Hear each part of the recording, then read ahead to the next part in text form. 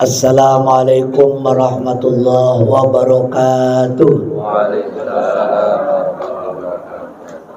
Alhamdulillah, alhamdulillahilladzi ja'alana minal mu'minina wal muslimin wa af'amana min ulumiddin. Asyhadu an la ilaha illallah wahdahu la syarika lahul malikul mubin wa asyhadu anna Muhammadan abduhu wa rasuluhul amin. Allahumma salli wa sallim wa barik ala sayyidina wa habibina wa maulana Muhammad wa ala alihi wa ashabihi ajma'in, amma ba'du. Hadratul mukarramin, para alim ulama, wabil khusus Bapak Pengulu kita, Bapak Musa Ansori, yang saya hormati, orang tua pengantin Bapak Dadi Supriyadi yang saya muliakan beserta ibu, para saksi, hadirin wal hadirat, wabil khusus kedua mempelai Ananda Saifullah Yusuf dan Khairun Nisa Nadifah yang saya cintai.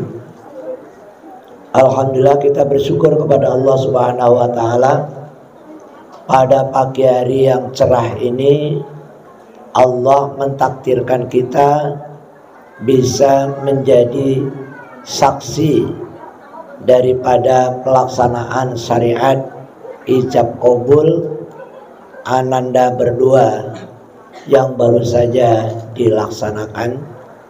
Mudah-mudahan pernikahan Ananda kami, Ananda Saifullah Yusuf dan Khairun Nisa, dibarokai oleh Allah Subhanahu wa taala. Pada pagi hari ini sedikit saja nasihat buat kedua Ananda mempelai.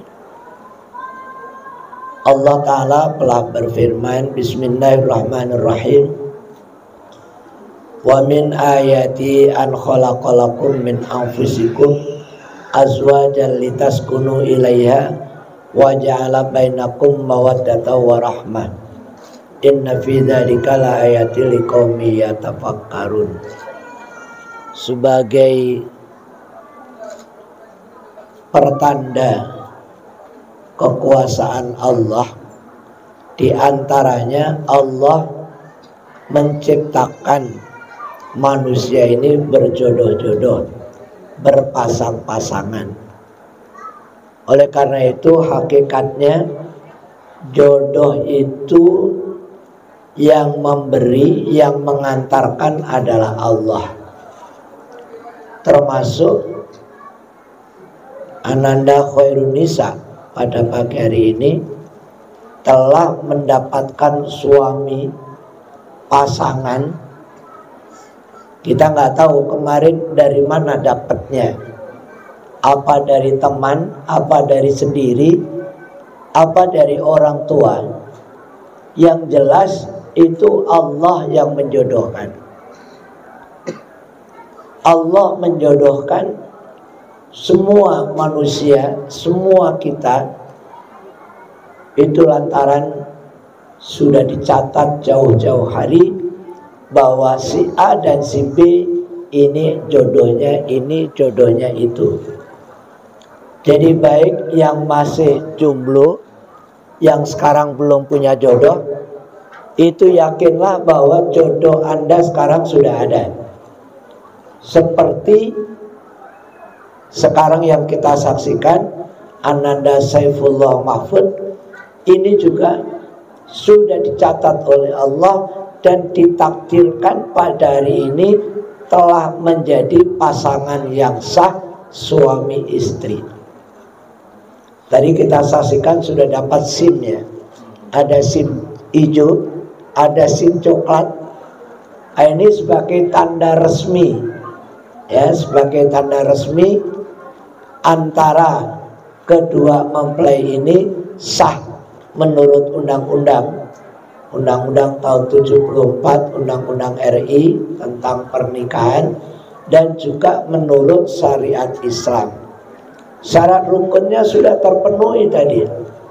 Ada walinya yang mengijabkan, ada pengantinnya, dan semuanya muslim.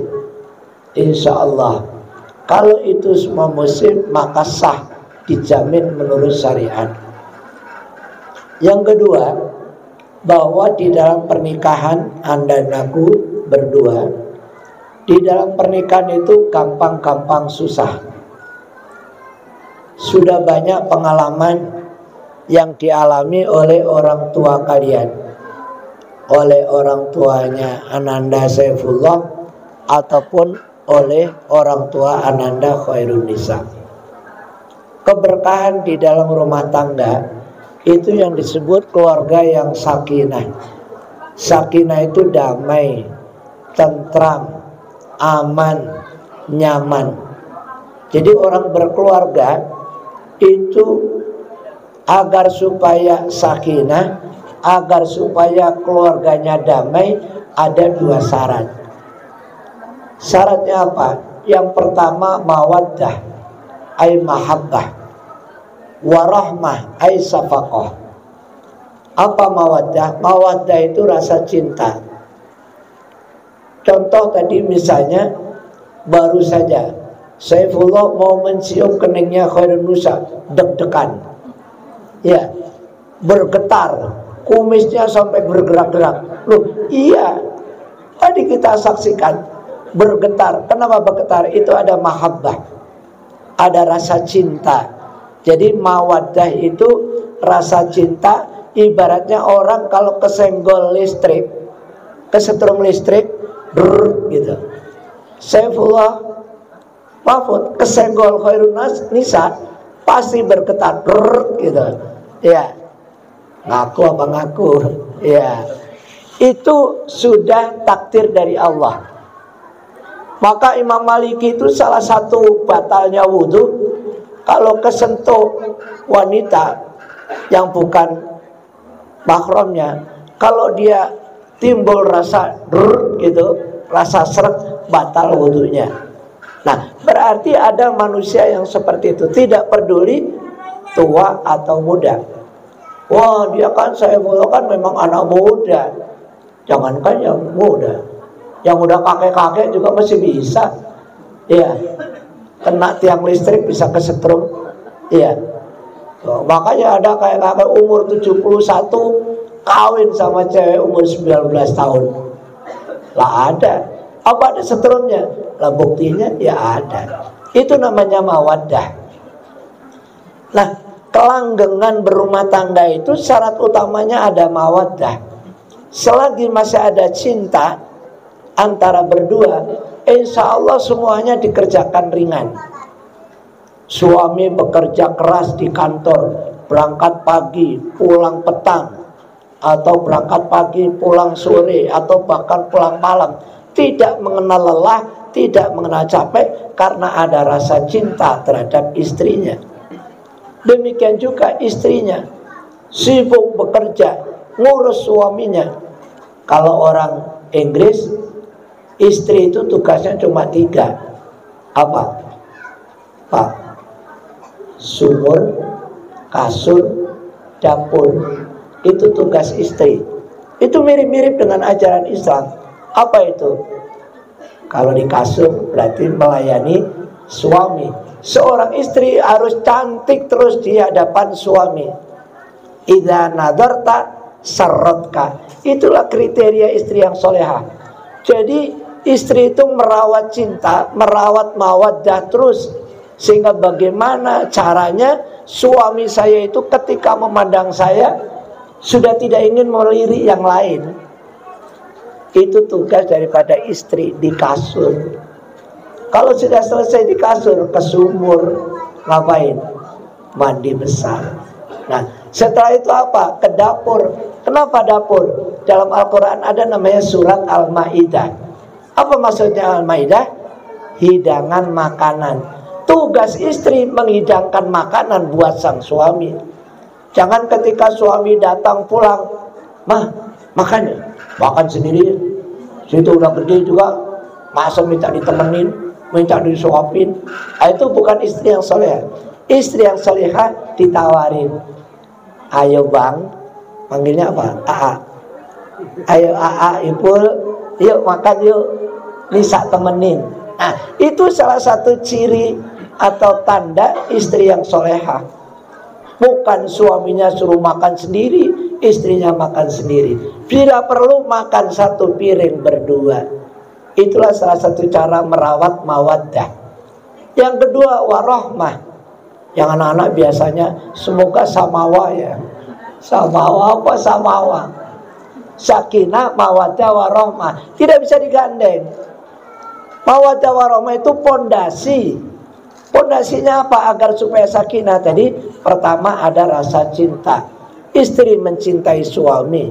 Angkihu al-walud al-wadud. Nabi mengajarkan kepada kita, carilah wanita yang siap punya anak. Jadi khairun nisa, siap punya anak? Siap. Ketika ditanya oleh Bang Ipul, Nisa mau berapa anaknya? Terserah abang aja. Ya. Bagaimana kalau saya mau 11? Biar kesebelasan. Siap, siapa takut. Nah itu jawaban istri yang solehah. Jangan bang, satu aja ya bang, ntar capek. Nah itu bukan istri solehah. Istri solehah ta'an, sam'an wa ta'atan. Apa kata suami? Suami pengen anaknya berapa? 5. Oke siap bang. Nanti dalam perjalanan anaknya cuma 2, itu urusan Allah, takdir Allah. Tapi cita-citanya tadi sudah ada, sudah disepakati berdua. Warahmah ay safaqah. Menurut ahli tafsir mengatakan safaqah itu kasihan. Kalau mawaddah itu dagdiduk tadi rasa cinta. Ya. Makanya pengantin lama kayak kita-kita yang udah tua, yang udah di atas kepala 6, bahkan ada yang di atas kepala 70, kepala 7, ya. Itu apa? Kita ikuti perintah Nabi. Jaddidu safinatakum fa innal bahra amikun. Perbaharuilah senantiasa peraumu, bahteramu, karena sesungguhnya lautan itu dalam. Artinya apa? Di dalam rumah tangga itu perjalanannya jauh, perjalanannya panjang, menyeberangi samudra, menyeberangi lautan. Jangan sampai perahu itu bocor.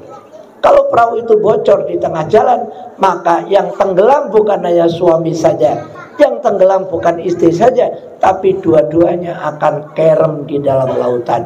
Naudzubillah summa naudzubillah. Maka dirawat berdua, mawaddah warahmah. Sayang, kasihan melihat istrinya capek dipijitin. Kamu capek ya yang manggilnya apa? Yayang capek ya dipijitin pundaknya, dipijitin tangannya, dilus-lus tangannya.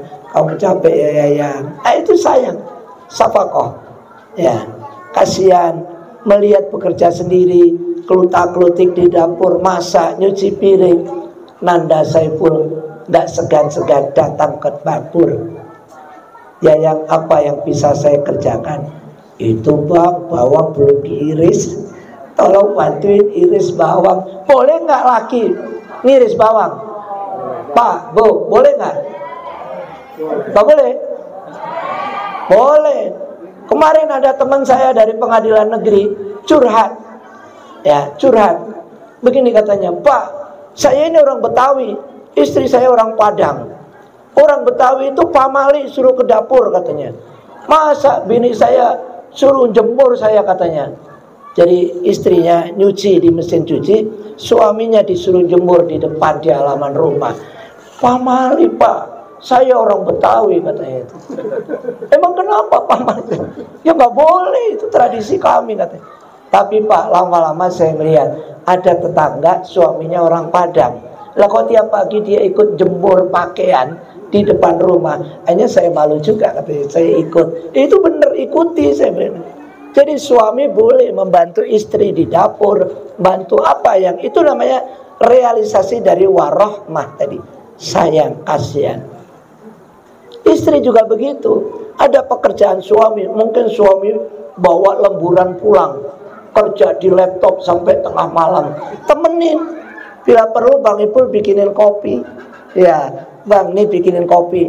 Jangan ditanya, kalau udah tahu hobinya kopi, abang mau kopi nggak? Jangan ditanya, bikinin aja. Bang ini saya bikinin kopi, insya Allah diminum. Kasihan kalau nggak diminum. Dia sayang sama istrinya. Ya, jangan juga ditanya, abang mau apa? Mau kopi apa mau saya? Iya, udah langsung ditawari aja. Bang, aku siap bang. Begitu caranya.